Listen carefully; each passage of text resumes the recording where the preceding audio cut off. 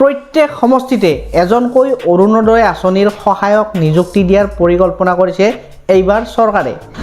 আজিৰ এই ভিডিঅ'টো অৰুণোদয় আঁচনিৰ সকলো হিতাধিকাৰীৰ বাবে অতি গুৰুত্বপূৰ্ণ হ'বলৈ গৈ আছে। যদি আপুনি অৰুণোদয় আঁচনিৰ টকা পাই আছে অথবা নতুনকৈ এই আঁচনিত নাম উঠোৱাৰ অপেক্ষাত আছে, তেন্তে এই ভিডিঅ'টো শেষলৈকে নিশ্চয় চাব, কাৰণ আজি মই আপোনালোকক কেইবাটাও ডাঙৰ আপডেট দিবলৈ ওলাইছোঁ। এই ভিডিঅ'টোত আমি আলোচনা কৰিম যে আগষ্ট মাহত কেতিয়া পইচা পাব, কিমান টকা পাব, টকা অহাৰ আগত আপুনি কি কাম কৰিব লাগিব, এই 2-3 দিনত আপুনি কি ভুল একেবাৰে কৰিব নালাগিব। যিসকলে এতিয়াও অৰুণোদয় আঁচনি পোৱা নাই তেওঁলোকে কি কৰিব লাগিব, আৰু ভিডিঅ'ৰ শেষত এটা অতি ভাল খবৰ আছে যিটো বহুতে হয়তো এতিয়াও শুনা নাই বা এতিয়াও আপোনাক কোনেও কোৱা নাই। গতিকে ভিডিঅ'টো শেষলৈকে চাই থাকিব। নমস্কাৰ, আপোনালোক সকলোকে পুনৰবাৰ স্বাগতম জনাইছোঁ আজিৰ অন্য এটা নতুন ভিডিঅ'লৈ। অন্য দিনা নিচিনাকৈ আজিও লৈ আহিছোঁ মই আপোনালোকৰ কাৰণে এটা গুৰুত্বপূৰ্ণ আঁচনিৰ খবৰ। গতিকে ভিডিঅ'টো সম্পূৰ্ণ প্ৰথমৰ পৰা শেষলৈকে চাই থাকিব। যদি ভিডিঅ'টো ভাল লাগে তেনেহ'লে ভিডিঅ'টো এটা লাইক কৰি দিব, আৰু যদি চেনেলটোলৈ প্ৰথমবাৰৰ কাৰণে আহিছে তেনেহ'লে মোৰ চেনেলটো আপোনালোকে ছাবস্ক্ৰাইব কৰিবলৈ একেবাৰে নাপাহৰিব, কাৰণ চৰকাৰী আঁচনি, চৰকাৰী খবৰ আৰু বিভিন্ন জিলাৰ গুৰুত্বপূৰ্ণ খবৰসমূহ মই আপোনালোকৰ কাৰণে সদায় লৈ আহোঁ। গতিকে বেছি দেৰি নকৰি এতিয়া ভিডিঅ'টো আৰম্ভ কৰোঁ। প্ৰথম কথাটো হ'ল আগষ্ট মাহৰ অৰুণোদয় আঁচনিৰ ধন কেতিয়া জমা হ'ব। এতিয়ালৈকে মুখ্যমন্ত্ৰীয়ে কোৱা মতে বা কোৱা তথ্য অনুসৰি আগষ্ট মাহৰ 3 তাৰিখে হিতাধিকাৰীসকলৰ বেংক একাউণ্টত টকা জমা দিয়াৰ সম্ভাৱনা আছে। গতিকে যিসকলে অপেক্ষা কৰি আছে তেওঁলোকে কোনো ধৰণৰ চিন্তা কৰাৰ প্ৰয়োজন এতিয়া নাই। বেংক একাউণ্ট আপোনালোকে নিয়মীয়াকৈ চেক কৰি থাকিব, মেছেজ আহিছেনে অহা নাই 3 তাৰিখৰ পৰা। এতিয়া বহুতে সোধে যে এইবাৰ কিমান টকা আহিব। এই মাহতো আপোনাক অইনবাৰৰ দৰে 1250 টকা দিয়াৰ কথাই কৈছে মুখ্যমন্ত্ৰী ডাঙৰীয়াই। গতিকে আপোনাৰ একাউণ্ট সকলো ঠিক থাকিলে আগৰ দৰেই ধন লাভ কৰিব পাৰিব। 1250 টকাৰ পৰিৱৰ্তে যদি 3000 টকা দিয়ে তেন্তে কেনেকুৱা হ'ব? কমেণ্ট বক্সত আপোনাৰ মতামত নিশ্চয় জনাব। আৰু যদি এতিয়ালৈ মোৰ চেনেলটো ছাবস্ক্ৰাইব কৰা নাই তেনেহ'লে আপুনি প্লিজ ছাবস্ক্ৰাইব কৰিবলৈ নাপাহৰিব, কাৰণ এনেকুৱা ধৰণৰ খবৰ মই আপোনালোকৰ কাৰণে সদায় লৈ আহোঁ। এতিয়া আহোঁ আটাইতকৈ গুৰুত্বপূৰ্ণ কথালৈ।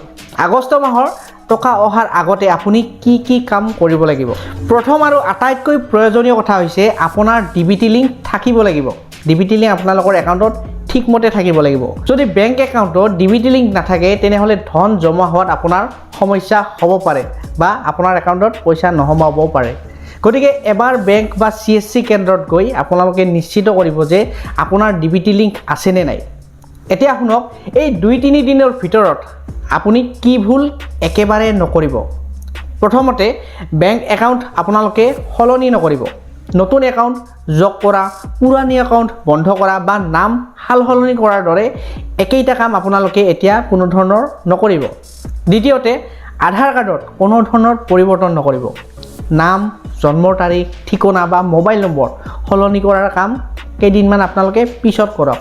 3 আগষ্টৰ পিছত কৰক বা আগষ্টৰ 10 আগষ্ট, 12 আগষ্ট যেতিয়া অৰুণোদয় পইচাটো সোমে আপোনালোকৰ, তাৰ পিছত আপোনালোকে এই কামবিলাক কৰক। এই সময়ত পৰিৱৰ্তন কৰিলে কেতিয়াবা তথ্য মিল নাখাব পাৰে আৰু ধন পোৱাত আপোনালোকৰ কি হ'ব, অসুবিধা হ'ব বা ধন পেণ্ডিং হৈ যাব, হল্ট হৈ যাব। এতিয়া যিসকলে সোধে আমি এতিয়াও অৰুণোদয় আঁচনি পোৱা নাই, আমি কি কৰিব লাগিব বা আমি এতিয়া কি কৰিম যে অৰুণোদয় আঁচনি আমি পোৱা নাই, ৰেচন কাৰ্ড আছে তথাপিও আমি অৰুণোদয় আঁচনি পোৱা নাই, আমি এতিয়া কি কৰিম? তেওঁলোকৰ বাবে এটা গুৰুত্বপূৰ্ণ কথা, যদি আপুনি যোগ্য আৰু আপুনি এতিয়াও এই সুবিধাটো পোৱা নাই তেনেহ'লে ৰেচন কাৰ্ডৰ নথিপত্ৰ আৰু অৰুণোদয় ফৰ্ম জমা দিয়াৰ প্ৰক্ৰিয়া যেতিয়াই আৰম্ভ হয় মই আপোনালোকক জনাই দিম। আৰু ঠাই বিশেষে কি হয়, ফৰ্ম জমা লোৱাৰ সময় বেলেগ বেলেগ হয়। আপোনাৰ গাঁও, পঞ্চায়ত, পৌৰসভা, সংশ্লিষ্ট কাৰ্যালয়ৰ পৰা কি নথি প্ৰয়োজন সেয়া আপুনি জানি লওক আৰু সময়মতে জমা দিয়ক। যেতিয়াই এই ফৰ্ম জমা লোৱাৰ সময় আহে আপুনি সময়মতে জমা দিয়ক। মেইনলি কি কৰে, বহুতে ফৰ্মখন ফিল আপ কৰোঁতে বহুত ভুল কৰে। ভুলৰ বাবে কি হয়, 2-3 বাৰ জমা দিয়াৰ পিছতো তেওঁলোকৰ অৰুণোদয় আঁচনিটো পাবলৈ সক্ষম নহয়। গতিকে মই আপোনালোকক ভিডিঅ' বনাই থাকোঁ, ফৰ্ম কেনেকৈ ফিল আপ কৰিব লাগে, কেনেকৈ জমা দিব লাগে, কি নথিপত্ৰ দিব লাগে, ক'ত জমা দিব লাগে, সকলো ধৰণৰ বিষয়ে অৰুণোদয় আঁচনিৰ বিষয়ে মই আপোনালোকৰ কাৰণে ভিডিঅ' বনাই থাকোঁ। গতিকে মোৰ চেনেলটো আপোনালোকে ছাবস্ক্ৰাইব কৰি থ'ব, সকলো আপডেট সদায় পাই থাকিব। আৰু এতিয়া আহিল আজিৰ আটাইতকৈ ভাল খবৰ। প্ৰত্যেক সমষ্টিতে এজনকৈ অৰুণোদয় আঁচনিৰ সহায়ক নিযুক্তি দিয়াৰ পৰিকল্পনা কৰিছে এইবাৰ চৰকাৰে। এই সহায়কসকলে অৰুণোদয় আঁচনিৰ বিভিন্ন কামত হিতাধিকাৰীসকলক সহায় কৰিব বা যিসকলে অৰুণোদয় আঁচনি পোৱা নাই তেওঁলোকক সহায় কৰিব, তথ্য দিব, সমস্যা থাকিলে সংশ্লিষ্ট বিভাগলৈ আপোনালোকে জনাব পাৰিব আৰু বহু কাম সহজ কৰি তুলিব এই সহায়ৰ দ্বাৰা। যদি এই ব্যৱস্থা সম্পূৰ্ণৰূপে কাৰ্যকাৰী হয় তেন্তে গাঁৱৰ মানুহ, সাধাৰণ মানুহৰ বহুত সুবিধা হ'ব বা আপোনাৰো সুবিধা হ'ব যদি আপুনি অৰুণোদয় আঁচনি পোৱা নাই বা অৰুণোদয় আঁচনি পাই থকাৰ সময়ত যদি কিবা খেলি মেলি হয় আপোনাৰো সুবিধা হ'ব। শেষত পুনৰ এবাৰ কওঁ যে আগষ্ট মাহৰ টকা পোৱাৰ আগতে আপোনাৰ ডিবিটি লিংক ঠিক আছেনে নাই এবাৰ চাই লওক। বেংক একাউণ্ট বা আধাৰ কাৰ্ডত এই সময়ত অযথা পৰিৱৰ্তন নকৰিব। আৰু যিসকলে এতিয়া অৰুণোদয় আঁচনি সুবিধা পোৱা নাই তেওঁলোকে প্ৰয়োজনীয় নথিপত্ৰসমূহ সম্পূৰ্ণ কৰি সংশ্লিষ্ট কাৰ্যালয়ৰ লগত যোগাযোগ ৰাখিব।